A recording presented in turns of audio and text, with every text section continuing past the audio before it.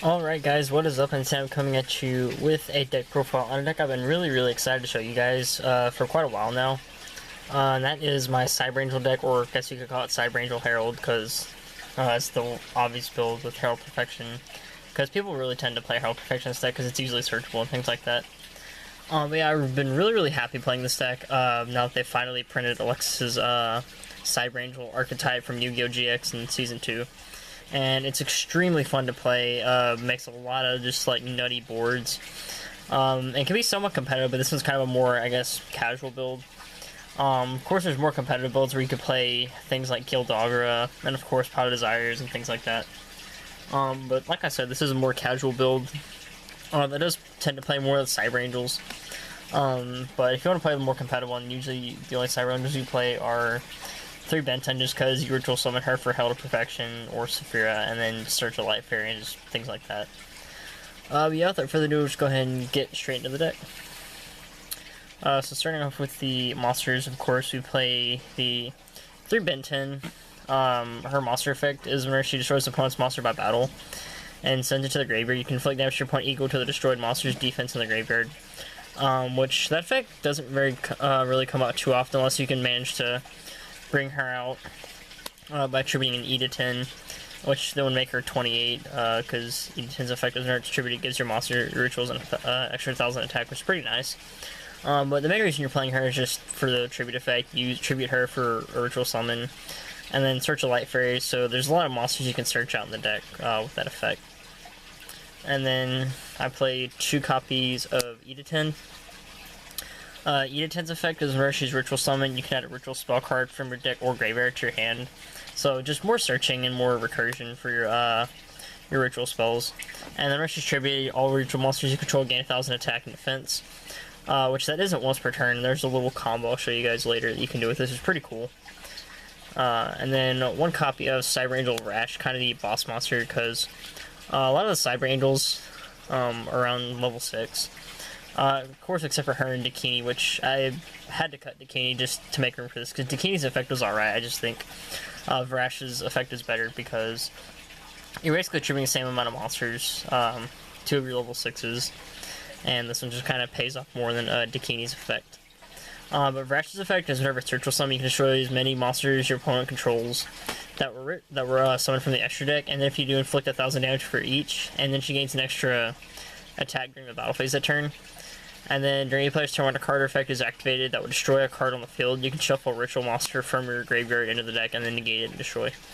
So just kind of like a big board wipe monster, especially if your opponent relies on summoning a lot of monsters from the extra deck. Then you can just pop them and burn for like lots of damage.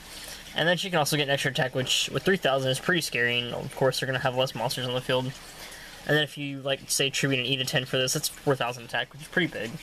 And also walking negate, just for anything, because of course you want to tribute your Cyber Angels to summon this to get their effects off, and then of course her effect would then go off as well. And then for the non-Cyber Angel ritual monsters, I play 3 Herald of Perfection, kind of standard in a lot of these new Cyber Angel ritual decks, because you can search it off of course Prepep and then Ritual Sanctuary and a lot of different things. And you can easily build up fairies in your hand just to sit there and negate stuff. And plus 2800 defense is still really annoying to get over, so it's pretty nice. And then I play 1 Saffira. A lot of people have decided to cut her, but I still like her. Her effect is whenever she's ritual summoned, or when a light monster is sent from the hand or deck to the graveyard while it's facing on the field. You can activate one of these effects and either draw 2 and discard 1, make your opponent discard a random card, or add a light monster from your graveyard to your hand, which is pretty neat. So you can just, of course, just draw into things and get more Herald fodder or have more resources for next turn. Send something from your opponent's hand to the graveyard randomly, just depending on the matchup.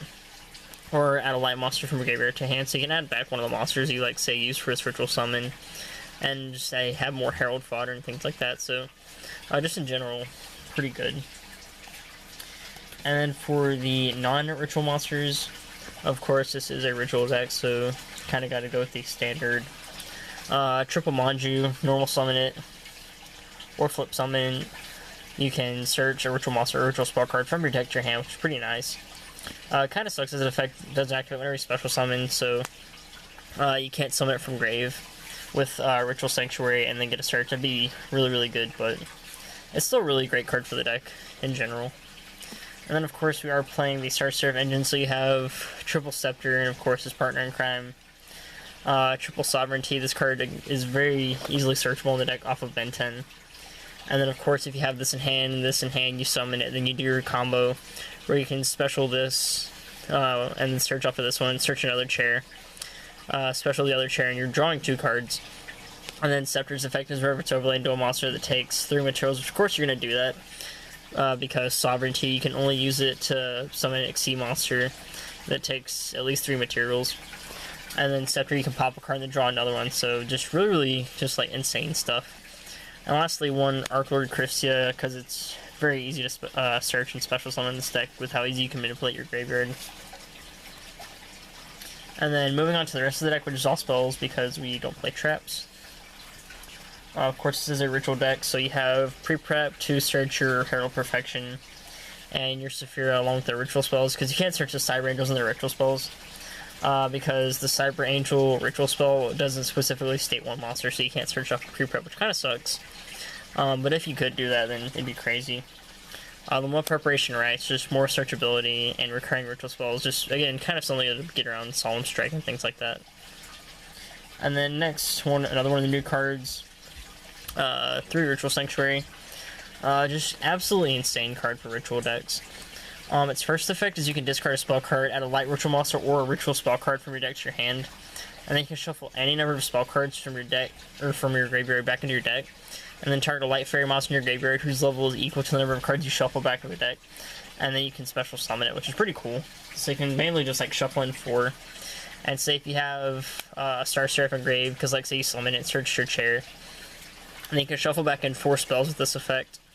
Summon the Scepter. Scepter can search chair. And then you can already have the chair in hand, special summon, and then do your whole Star Seraph shenanigans. It's pretty cool. So the card's just like absolutely amazing for recording mainly ritual spells. You can also like recycle like MSTs, Regeki, and things like that. And of course, 2 copies of Terraforming to search it, because if you have a Terraforming and a Ritual Sanctuary, then you can just discard the Terraforming for Ritual Sanctuary's effect. And then for the ritual spells, Dawn of the Herald, summons Herald Perfection. Of course, the whole the main combo with this is you activate it, tribute Ben 10 to summon Herald of Perfection. The Dawn of Herald effect would activate as Chainlink 1, Ben 10 would be Chainlink 2. So first you would use Ben 10's effect to add a Light Fairy, and then you activate Dawn of the Herald's effect where you banish it from grave to add back one of the materials you use to ritual summon Herald Perfection. So you just add this back. So you're summoning Herald Perfection free, and you already have this and a Light Fairy that you search. So you already have 2 monsters for negates for Herald Perfection, which is pretty crazy. Also, another combo you can do with this is if you have these in hand, along with Eda 10, and something else that you can ritual summon, like say, you can have this and this. What you would do is you activate Dawn of the Herald, tribute Eda 10 to summon Herald of Perfection, so then Herald of Perfection will become 2800 attack and 3800 defense because of Eda 10's effect, and then you banish your Dawn of the Herald to add Eda 10 back to your hand, and then you activate Machine Angel Ritual to then tribute the Eda 10, summon the Ben 10. The Ben 10 is now at 28, and then the Herald Perfection is now at 38, which is pretty scary, and then because of the Eda 10 effect. And also you have Machine Angel Ritual engrave, because what Machine Angel Ritual does engrave is whenever a light monster you control be destroyed by battle or card effect while it's in your graveyard, you can banish it instead. So it can protect all of your ritual monsters and also a lot of cards in your extra deck. So the card's really, really good for this deck because of just the added level of protection for the monsters you just want to keep on the field to slow your opponent down. And also to kind of, like I said, go with that. 3 Machine Angel Ritual, summon your Cyber Angels. You can also pitch to grave with Ritual Sanctuary, just kind of have an extra level of protection for your light monsters. 1 Hymn of Light also ritual summon your Saffira, and has a protection effect in grave. If a ritual monster you control is destroyed by battle by card effect, you can banish it instead. So, kind of like, I guess, a less versatile Machine Angel Ritual. This one's only for rituals, but this one's for light monsters, which a lot of your deck is light, which is pretty good. And then, of course, 3 minutes to pop back row, and red guy to clear boards. Then moving on to the extra deck for our rank 4s that take 3 materials for our Star Seraphs. Of course, Eoswim Ouroboros, kind of a standard card. Target a partner card your opponent controls, return it to the hand, send the random card from your opponent's hand to the graveyard, and target a card your opponent's graveyard and banish it.